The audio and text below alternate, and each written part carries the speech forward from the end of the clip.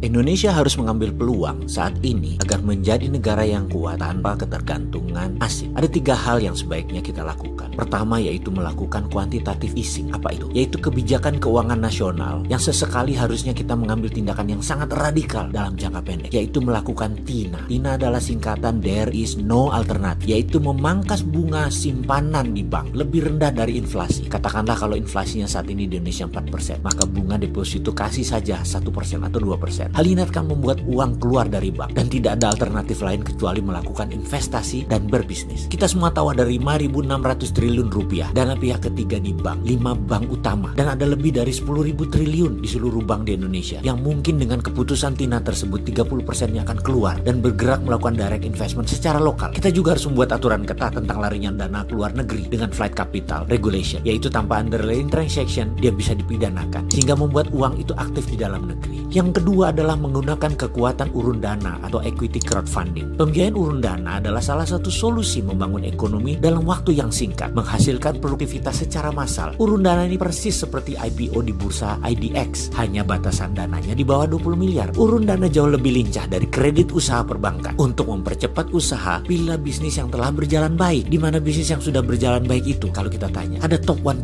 di bisnis online. Misalnya ada 125.000 merchant di GoFood. Top 1% itu adalah 1.200 perusahaan yang sangat layak dibiayai untuk membuka cabang baru di seluruh Indonesia. Funding sulit dari bank. Namun dengan urun dana, kebijakan TINA yang tadi di poin pertama bisa membuat ekonomi tumbuh karena investor tadi akan invest di produk-produk yang sangat bagus. Sisi positif lain dari membangun kelas menengah adalah setiap pembangunan cabang kira-kira memerlukan 20-50 tenaga kerja terserap. Dalam waktu singkat 1-2 juta tenaga kerja terserap dari kelas menengah tersebut, dari bisnis yang tumbuh tadi. Dan terakhir, dan ini sangat penting, Indonesia harus membangun platform teknologi sendiri. Seperti halnya dilakukan Cina 10 tahun terakhir, yaitu membangun swasta dengan perlindungan ketat atau protection dari negara. Renren misalnya dilindungi oleh pemerintah Cina. Facebook tidak boleh masuk Cina sampai Renren menguasai 80% pasar di Cina. Didi Sucing, online transportation, telah menguasai 80% pasar Cina. Uber baru boleh masuk. Alibaba menguasai 80% pasar Cina, baru Amazon boleh masuk. Baidu menguasai 80% pasar Cina, baru Google boleh masuk. Youku menguasai lebih dari 90% pasar Cina, baru YouTube boleh masuk. Dan masuknya pun masih dibatasi. Jadi Indonesia kalau mau maju, aplikasi anak negeri dilindungi terlebih dahulu. Sekarang perang dagang Cina Amerika sedang memanas. Indonesia ambil kesempatan. Anak muda buat fintechnya sendiri, buat Google Indonesia sendiri, buat WeChat Indonesia sendiri, buat Facebook Indonesia sendiri. Dan pastikan negara memprotek produk anak bangsa tersebut. Bahkan Facebook asing diatur, Google asing diatur, dibatasi agar produk Indonesia berkuasa kembali merebut pasar tersebut. Banyak benefit lain yang dipakai dan dilindungi oleh pemerintah jika menggunakan sosial media lokal. Saya yakin dalam 1-2 tahun ke depan anak bangsa bisa membuat produk tersebut hingga puncaknya pada perang 2021, puncak perang dagang Cina Amerika tersebut, Indonesia sudah punya produk tersebut dan tidak tergantung kepada 2 negara tersebut. Begitu perang dagang memuncak, Amerika pasti akan mematikan sosmednya,